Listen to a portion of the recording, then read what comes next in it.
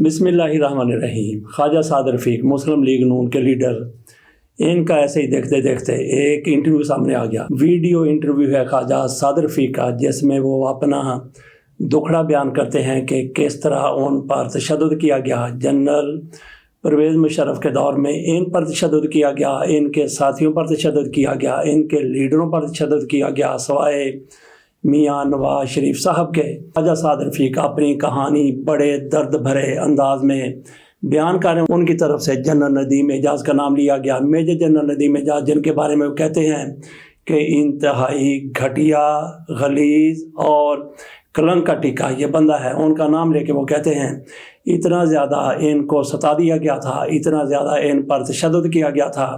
मेरा ख्याल है कि सबसे पहले मैं आपको ख्वाजा साद रफ़ीक ने जो कुछ कहा उनकी ज़ुबानी सुना देता हूँ, और उसके बाद मैं आपके सामने ये भी रखूँगा कि मुझे इस पर वीला क्यों करना पड़ा। उन्होंने इसी इंटरव्यू के दौरान पीपल्स पार्टी का भी जिक्र किया है कि पीपल्स पार्टी के साथ अब क्या। तो मुझे वो दौर याद आ गया जब मैंने इनका 2001 में शायद इंटरव्यू किया था। ये उन दिनों बैठा करते थे मुस्लिम लीग नून यूथ विंग के, ये उन दिनों सदर हुआ करते थे, उसके हेड हुआ करते थे। मियाँ नवाज शरीफ साहब की हुकूमत जा चुकी थी। ख्वाजा साद रफ़ीक साहब उन दिनों मुस्लिम लीग नून हाउस में बैठा करते थे। बाकी मुस्लिम लीग नून की लीडरशिप इधर उधर तितर बितर हो गई थी, लेकिन ये अपने विंग को, मुस्लिम लीग यूथ विंग को चला रहे थे। वहीं मैं सहाफ़त दोपहर के लिए इनका इंटरव्यू करने गया था। मैंने इनसे दो बड़े अहम सवाल किए थे। एक तो इनको चुटकी काटी थी और दूसरा सवाल बड़ा संजीदा किया था। उनका इन्होंने क्या जवाब दिया था, लेकिन पहले मुलाहिज़ा कर लीजिए ख्वाजा साद रफ़ीक साहब कहते क्या हैं। मैं आपके सामने उनका वो इंटरव्यू ऑडियो की सूरत में रख देता हूँ, इसके बाद फिर अगली बात करेंगे। एक साहब होते थे, मैं उनका नाम ज़रूर लेना चाहता हूँ ताकि उनकी फैमिली को पता कि वो कितने घटिया आदमी थे। उनका नाम था मेजर जनरल नदीम एजाज। ये वही साहब हैं जिन्होंने अकबर बुगटी को कत्ल कराने में और मुशर्रफ से लड़ाने में अपना रोल प्ले किया। लाल मस्जिद के जो घिनौना काम हुआ उसका भी ये शख्स जिम्मेदार है। मुझे नहीं पता दुनिया में अब है हयात है या नहीं है। ये सैडिस्ट है, था या है मुझे नहीं पता। और ये ऐसे अफसरान कलंक का टीका होते हैं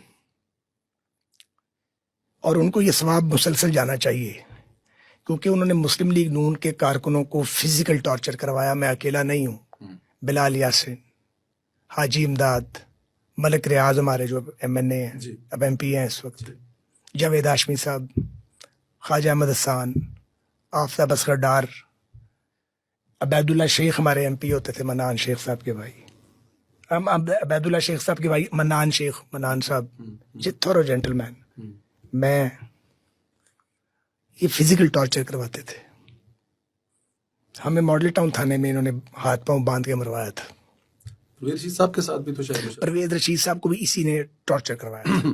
ये जनरल मुशर्रफ का रिश्तेदार था। परवेज भाई को 2 बार टॉर्चर किया गया है, ट्वाइस। तो मैं कोई नाम भूल ना जाऊं, यानी ये आदमी था कल्प्रिट, खराब करने वाला। तो वो फिर इन्होंने हमें टॉर्चर किया बड़ा। पहले तो तोड़ने की कोशिश की बहुत, फिर इन्होंने टॉर्चर किया। राना सनाउल्लाह साहब के साथ भी, राना सनाउल्लाह खान साहब के साथ भी इसी ने करवाया था, इसी ने करवाया था। ये बड़ा गलीज आदमी था या है मुझे नहीं पता, लेकिन सवाब उसको बराबर जाना चाहिए जो उसने किया है। जी उस वक्त जनरल खालिद मकबूल जो थे वो कोर कमांडर थे। खालिद मकबूल साहब एक शरीफ आदमी है। उन्होंने बतौर कोर कमांडर और शायद गवर्नर भी थे, वो थे, उन्होंने अपोज किया, लेकिन उन्हें पता बाद में लगा। लाहौर पुलिस ने बहुत अपोज किया, लेकिन ये शख्स अपना काम कर गया था। तो बड़ा मारा जी उन्होंने, मार मार के सारा जिस्म काला कर दिया। ये बकायदा तौर पे फिजिकली आप मार की बात कर रहे हैं, जिसे मतलब कि बकायदा मार कहा जाता है। हाँ जी, हमें पता था मैं मारेंगे। मुझे नहीं पता था, हाशमी साहब को पता था। अच्छा, हाशमी साहब को पता था। वो बताते थे कि मैं जब कहते थे मेरी वालदा डेथ बेड पे थी। अच्छा। तो वो मेरा इंतज़ार कर रही थी, जेल लंबी थी उनका, वो हमने किडनी ट्रांसप्लांट कराया हुआ था, वो मेरा इंतज़ार करती रह गई। तो मैं जेल में ही था। वो एक ज़मानत ख़त्म होती थी, एक ज़मानत होती थी, दूसरा केस, दूसरा होता था, तीसरा 10-12 बार हो गया था। 10-12 बार ज़मानत हुई और दोबारा फिर केस। तो वालदा मेरी ब्रेक हो रही थी, बेटे का इंतज़ार करते करते करते करते। مجھے رات کو ڈپٹی سپرنٹینڈنٹ جیل میں آئے, یہ بتانا ضروری ہے اس لیے میں اس کا ذکر کر رہا ہوں.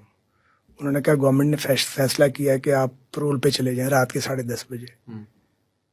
میں نے کہا کیوں؟ انہوں نے کہا آپ کی والدہ جو ہیں وہ بیمار ہیں.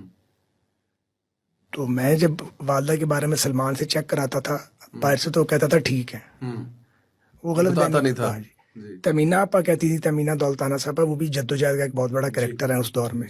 وہ کہتی تھی کہ شی از آن ڈیتھ بیڈ. سلمان کے نہیں, تمینہ آپا کو نہیں پتا, میں سارا وقت پاس ہوتا ہوں. تمینہ آپا ٹھیک کر رہی, سلمان غلط کہہ رہا تھا. خیر اس نے مجھے کہا تو میں نے اسے کہا کہ اس نے کہا آپ ابھی جا سکتے ہیں. میں نے کہا میں نہیں جا سکتا. اس کا طریقہ کیا پرول کا؟ اس نے کہا وہ لکھ کے اپلیکیشن دینی پڑتی ہے. تو میں نے کہا میں نے تو نہیں ریکویسٹ کرنی. وہ چلا گیا. وہ میری زندگی کی جیلوں میں سب سے سخت رات تھی. مجھے اندازہ ہو گیا تھا کہ اتنا کام سیریس ہے کہ گورنمنٹ مجھے چھوڑنے پہ آ گئی ہے, مجھے لکھ کے نہیں دینا میں نے. تو نماز فجر کے بعد وہ دروازہ کھلتا تھا تھوڑی دیر کے لیے, تو وہ کھلا تو ہم سالٹری کنفائنمنٹ میں تھے. تو وہ میں نے پش کیا دروازے کو, کھولا اس کو زبردستی, یعنی وہ انہوں نے کھولا تھا تھوڑی دیر کے لیے صفائی کے لیے. میں نکل گیا باہر تو میں ہاشمی صاحب دوسرے اینڈ پہ تھے کوٹ لکھپت جیل کے, تو میں ان کے پاس گیا, وہ سینئر موسٹ وہی تھے. انہوں نے مجھے کہا, انہوں نے کہا بالکل فوراً جاؤ پرول پہ, ماں تو واپس نہیں آئے گی. تو میں نے کہا ہاشمی صاحب میں نے ڈائریکشن لینی تھی, میں تو خود فیصلہ نہیں کر سکتا. انہوں نے کہا نہیں تمہیں اجازت ہے جاؤ تم. میں پھر آ گیا سیل میں. اب میں شرم کا مارا کسی کو کہوں نا کہ میں جانا چاہتا ہوں. ماں بھی مجھے, ماں کی کشش یار یہ نہ ہو کہ میں مل نہ سکوں.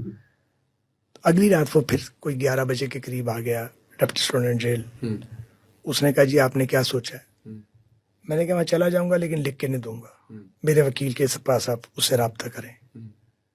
مجھے بریگیڈیئر اعجاز شاہ صاحب ہوم سیکرٹری تھے, وہ بتاتے ہیں کہ وہ ہمیں پتہ لگ گیا ہوتا کہ آپ کی والدہ اب سفر آخرت پر ہیں. تو وہ کہتے ہیں کہ میں نے کافی ایفرٹ کی کہ آپ کو چھوڑ دیا جائے, ایک بڑا عرصہ ہو چکا تھا, ٹارچر بھی ہو چکا تھا, انہیں پتا تھا سارا, ٹھیک کہتے ہوں گے وہ. تو وہ بہرحال جی پھر اگلے دن میں ریلیز ہوا. میں سیدھا یہ شیخ زاہد ہاسپٹل گیا والدہ کے پاس, تو وہ کومے میں جا چکی تھی, تو پھر ان سے بات نہیں ہو سکی. پھر کبھی کومے سے 4 دن بعد پھر وہ اللہ کو پیاری ہو گئی, تو پھر وہ بات ہی نہیں ہو سکی. اب آپ بتائیں ہماری نقصان کون پورے کرے گا؟ لیکن ایک اور بات بھی ہے کہ جو پولیٹیکل ورکرز کے لیے میسیج ہے, جی آخری میسج بھی آپ کا, اور جو اسٹرگل کرنے والوں کے لیے, ان کو میں یہ پوچھنا چاہتا ہوں کہ میرے والد کا خون بہایا گیا جب وہ 46 کے تھے, میں 10 سال کا تھا اور بھائی میرا 7.5 سال کا تھا. تو کیا میں یہ زیب دیتا کہ اس کا بدلہ پوری پیپلز پارٹی سے لیں, یا اس کی ذمہ داری آج کی پیپلز پارٹی پہ عائد کریں؟ نہیں کر سکتے. اور جو کچھ پھر بعد میں پیپلز پارٹی نے بھگتا, اس کے بعد کیا بچا باقی؟ تو وہ نفرت لے کے آپ نہیں چل سکتے. ایک تو یہ پیغام ہے. تو اگر آپ نے ملک کے مفاد میں چلنا ہے تو پھر آپ کو اپنی نفرتیں اور اپنی تلخیاں پیچھے پھینکنی پڑتی ہیں. اسی طرح جو کچھ ہوا ہے جنرل مشرف کے دور میں, جتنا ظلم ہوا ہے مسلم لیگ نون کے ساتھ, تو اگر اس ظلم کا بدلہ لینے ہم چل نکلتے, یونیفارم میں آگے فوجی بےزتی کرتے تھے ہماری, جیلوں میں آتے تھے. ماڈل ٹاؤن تھانے میں میجر سیف صاحب ہوتے تھے, پتہ نہیں کہاں ہیں اب. وہ جنرل ندیم اعجاز جو اس وقت بریگیڈیئر تھے, ان کے فرنٹ مین تھے, وہ یہ ساری بدماشی کرتے تھے. تو یہ 2 یا 4 آدمیوں کا کام تھا. ہم اس کی ذمہ داری اس وقت بھی ہم نے پورے ادارے پہ عائد نہیں کی تھی. ابھی میں نے آپ کو جنرل خالد مقبول صاحب کا بتایا, اور بھی بہت سے فوجی افسر تھے جو اس سوچ کے نہیں تھے, پازیٹیو سوچ کے تھے. کبھی ان کی سنی جاتی تھی کبھی نہیں. تو کیا پورے ادارے کو اس کی سزا دیتے؟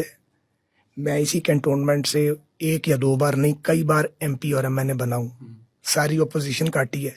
ہمیں تو کبھی خیال نہیں آیا کہ ہم نے کور کمانڈر ہاؤس یا کنٹونمنٹ کا جو حساس علاقہ ہے وہاں سے احتجاج کرتے ہوئے بھی گزرنا ہی ہوا, کیونکہ فوج کی اپنی حرمت ہے. تو میں یہ PTI والوں کو ضرور پوچھنا چاہتا ہوں کہ اگر عمران خان صاحب پکڑے گئے تھے تو آپ احتجاج کرتے, لیکن کس حکیم نے مشورہ دیا تھا کہ آپ جا کے کنٹونمنٹ پہ ہم دھوا بول دیتے, یا فوجی تنصیبات پہ, یا جہاں حساس اداروں کے دفاتر تھے وہاں جا کے آپ اس طرح کرتے؟ آپ نے اپنے آپ کو بھی مصیبت میں ڈالا, آپ نے فوج کو بھی آزمائش میں ڈالا اور سیاست کو بھی آپ نے پلیوٹ کیا، اور ایک عجیب پنجابی کے اندر کڑماس پیدا ہو گیا ہے. تو سیاست میں دل بڑا کرنا پڑتا ہے. اب میں یہ ضرور کہنا چاہوں گا اس موقع پہ کہ عمران خان صاحب جیل میں، میں ان کا قیدی رہا ہوں. میں آپ کو بتا دیتا ہوں، I was the only voice in cabinet. اس آدمی کے حق میں جس نے مجھے جیل میں ڈالا، جس نے مجھ پہ الیکشن ریگ کرنے کا جھوٹا الزام لگوایا. اب تو ان خود کو بھی پتا سب کو کہ ہم نے جھوٹ بولا تھا، تب بھی پتا تھا. تو میں نے کیبنٹ میں کہا کہ یہ طریقہ پکڑنے کا ٹھیک نہیں تھا، کیونکہ کسی بھی سابق وزیر اعظم کے ساتھ اس طرح کا رویہ اختیار نہیں کیا جانا چاہیے. اور بھی بہت کچھ کہا. میری اس وقت کی کیبنٹ کو پتہ ہے، پرائم منسٹر صاحب کو بھی پتہ ہے. یہ میری ایک رائے ہے. میں یہ ضرور کہنا چاہتا ہوں کہ پی ٹی آئی ایک دور ابتلا سے گزر رہی ہے، اور وہ یہ مطالبہ کرتے ہیں کہ ان کے حقوق پامال کیے جا رہے ہیں، اور وہ یہ کہتے ہیں کہ ان کا مینڈیٹ جو ہے وہ ان کو نہیں لینے دیا گیا. یہ یک طرفہ ٹریفک نہیں ہے. بطور ایک سیاسی تجزیہ کار کے اور ایک پرانے سیاسی کارکن کے میرا نقطہ نظر مختلف ہے. میں یہ سمجھتا ہوں کہ یہ کہانی اور یہ آڈٹ، انفیکٹ یہ آڈٹ جب بھی شروع ہوا یہ 2011 سے شروع ہوگا. اس میں 126 دن. بطور ایک سیاسی تجزیہ کار کے اور ایک پرانے سیاسی کارکن کے میرا نقطہ نظر مختلف ہے. میں یہ سمجھتا ہوں کہ یہ کہانی اور یہ آڈٹ، انفیکٹ یہ آڈٹ جب بھی شروع ہوا یہ 2011 سے شروع ہوگا. اس میں 126 دن کا دھرنا بھی آئے گا. اس میں سی او ڈی کے بعد جو ایک ٹھہراؤ آیا تھا پاکستانی سیاست میں، اس کو پارا پارا کرنے کی بات بھی ہوگی. اس میں ایجنسیوں، اسٹیبلشمنٹ اور ججز کے ساتھ مل کے، اور یہ جو سوشل میڈیا انفلوئنسرز ہیں ان کے ساتھ مل کے، میڈیا کے، الیکٹرانک میڈیا کے لوگوں کے ساتھ ایک الیکٹڈ گورنمنٹ کو گرانے کی سازش کا ذکر بھی ہوگا. پھر 2018 کا الیکشن چوری کرنے کا ذکر ہوگا. آر ٹی ایس سسٹم بیٹھنے کا ذکر آئے گا. ہمارے لوگوں کو پریشرائز کر کے ٹکٹ واپس کروانے کا، اور انہیں کڈنیپ کر کے اور جہازوں میں بھر کے لانے کا ذکر آئے گا.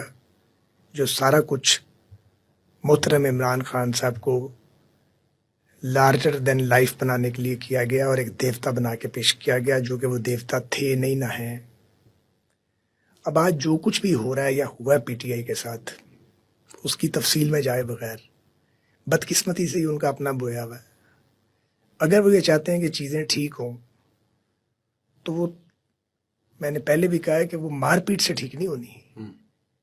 جو بھی ہم میں سے چاہتا ہے کہ چیزیں ٹھیک ہوں، اسے اپنے پہلے گناہ اور غلطی کا اعتراف کرنا چاہیے. یہ نہیں ہو سکتا کہ آپ کہانی آج سے شروع کر دیں اور پیچھے جو کیا آپ نے وہ آپ اس کو فراموش کر دیں. میں تو اس نظام کا حصہ ہی نہیں ہوں، اور آپ کو اچھے سے پتا ہے کہ میں اپنی مرضی سے اس نظام کا حصہ نہیں ہوں، اپنی خوشی سے بلکہ کہنا چاہیے. لیکن جو جس نے کیا ہے وہ اس کی ذمہ آئے گا. یہ نہیں ہو سکتا. مجھے سوشل میڈیا پہ دیکھتا ہوں لوگ، جب میں ذرا بات ہٹ کے کرتا ہوں، ظاہر ہے میں ہٹ کے بات کرتا ہوں، جب کوئی چیز مجھے اچھی نہیں لگتی تو میں اس پہ تنقید بھی کرتا ہوں، اور میں نہیں رہ سکتا اس کے بغیر. میں ایک آزاد آدمی ہوں، اسی لیے میں کیبنٹ میں نہیں گیا کہ میری آزادی کمپرومائز نہ ہو جائے. سب کو پتہ اس بات کا.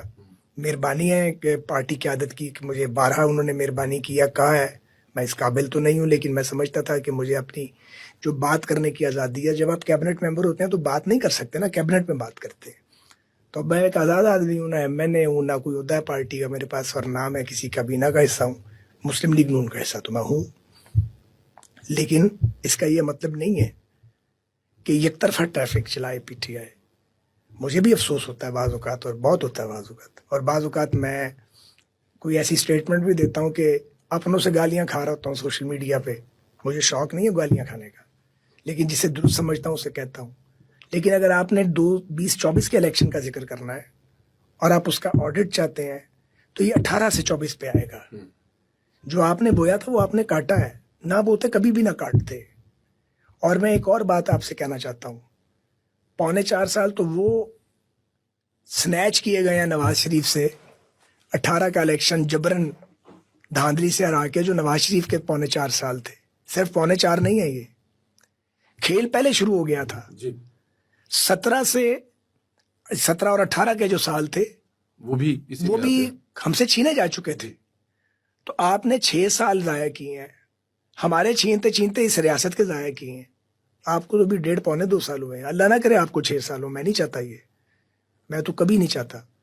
میں تو نرم ہو گیا ہوں جب سے وہ مخالف پارٹی جیل میں گئی ہے, کیونکہ جب کوئی جیل میں جائے تو بغلیں نہیں بجانی چاہیے, اس پہ خوشی نہیں منانی چاہیے, جیسے کہ پی ٹی آئی ہمارے جانے پہ مناتی تھی.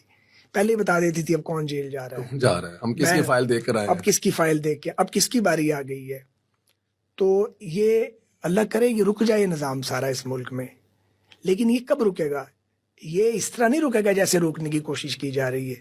یہ روز ڈی چوک میں یقین کریں دھرنا دینے سے نہیں رکے گا. اگر دھرنا دینے سے رک سکتا ہو تو آپ دے لیں دھرنا, آپ خراب کریں گے چیزوں کو. تو تمام پولیٹیکل پارٹیز کو سول سرچنگ کرنی ہے, پی ٹی آئی کو بھی کرنی ہے, پی ایم ایل این کو بھی کرنی ہے. ہم نے بھی اپنا دیکھنا کہاں کہاں ہمارے ویک پوائنٹس ہیں, ہمارے بھی ویک پوائنٹس ہیں, ان کو کیسے فل کرنا ہے. اور الٹیمیٹلی پاکستان میں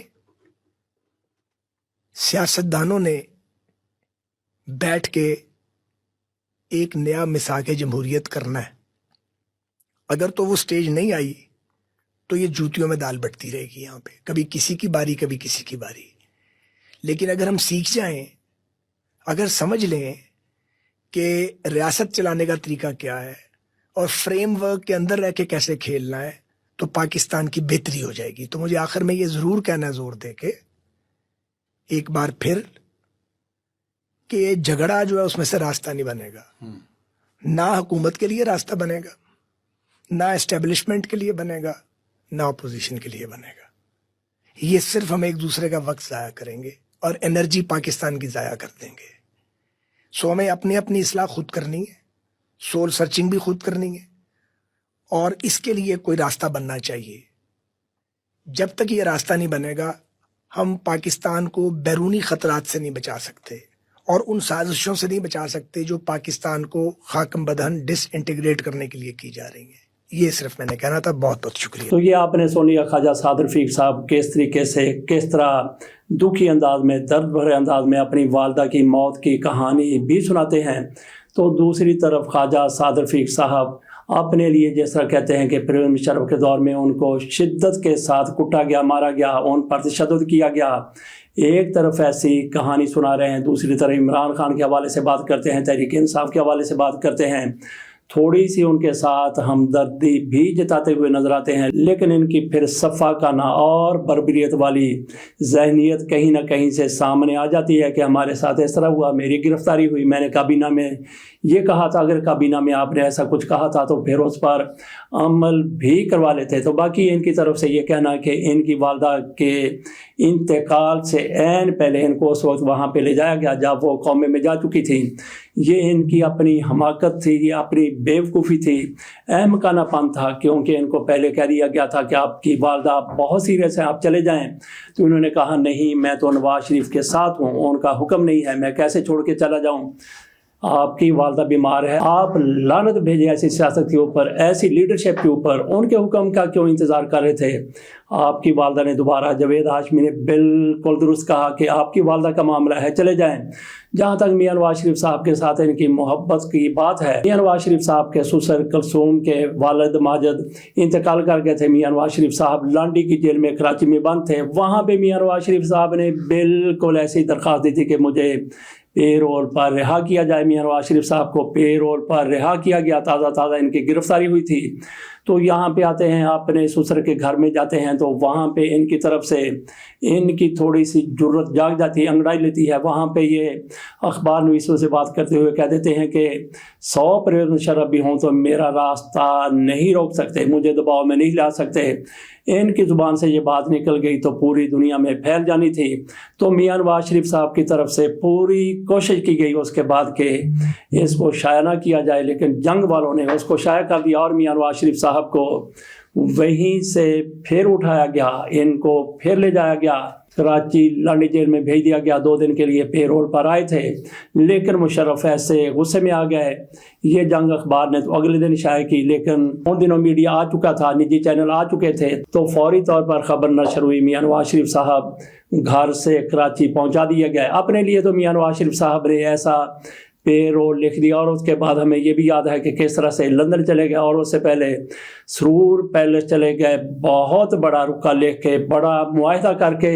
और ऐसे शख्स के लिए, ऐसे लीडर के लिए ख्वाजा साद रफीक साहब अपनी वालदा को पीछे छोड़ रहे हैं। जैसे इनको पता चला था कि इनकी वालदा शदीद बीमार हैं तो निकलते पैरोल पे चले जाते, जिसकी पेशकश की गई थी। नहीं, मैं नहीं। तो जावेद हाशमी साहब के साथ इनकी मुलाकात होती है, तो वहाँ पे उन्होंने समझाया कि तेरी माँ दोबारा नहीं आएगी, तू जा, अभी जा।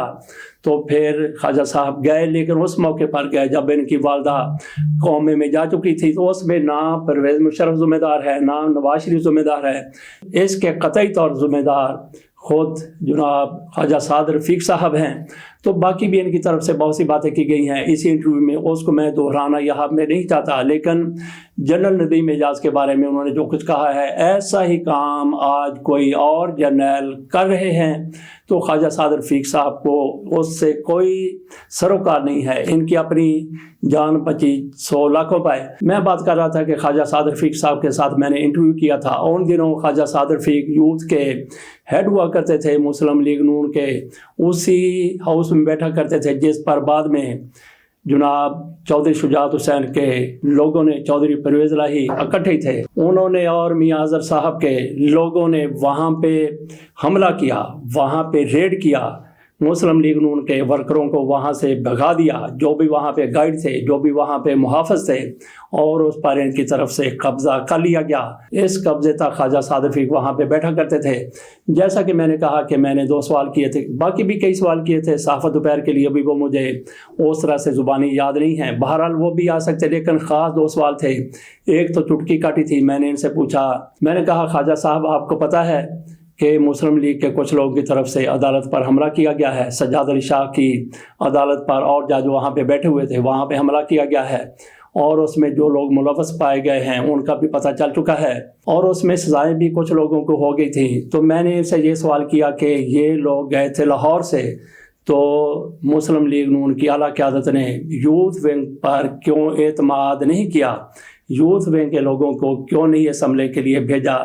तो ख्वाजा साद रफीक के बड़े काया लीडर हैं, मेरी बात समझ गए, तो उन्होंने कहा ठहरे ठहरे, दूसरा बंदा इनके साथ बैठा था, वो जवाब देने लगा था। तो ख्वाजा साद रफीक ने इस पर बहरहाल उन्होंने सफाई देने की कोशिश की, लेकिन वो समझ गए थे कि ये चुटकी काटी गई है कि आप पर एतमाद क्यों नहीं किया गया, क्योंकि ऐसे काम तो यूथ वाले करते हैं या स्टूडेंट करते हैं। तो दूसरा मैंने ख्वाजा साद रफीक से सवाल किया था, जैसा उन्होंने पीपल्स पार्टी के हवाले से अब कहा है, अपने इंटरव्यू में कहा है, तो मैंने उनसे सवाल किया था कि ख्वाजा साहब उन दिनों बिल्कुल ये चांस नहीं था, बिल्कुल ये इम्कान नहीं था जो मैं सवाल कर रहा था। मैंने कहा ख्वाजा साहब अगर मियां नवाज शरीफ साहब और बेनज़ीर भुट्टो के माबैन सुलह हो जाती है, दोनों एक पेज पर आ जाते हैं, और मियां नवाज शरीफ साहब कहते हैं कि जाएं इस्तकबाल करें बेनज़ीर भुट्टो का, तो आप इस्तकबाल करेंगे।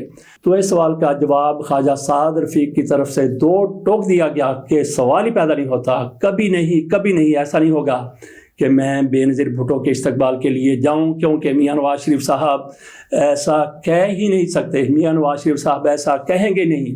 मैंने उनसे फिर दोबारा पूछा कि अगर मियां नवाज शरीफ साहब आपको बिल फ़र्ज़ कह देते हैं, तो उन्होंने कहा कि नहीं, वो कहेंगे नहीं।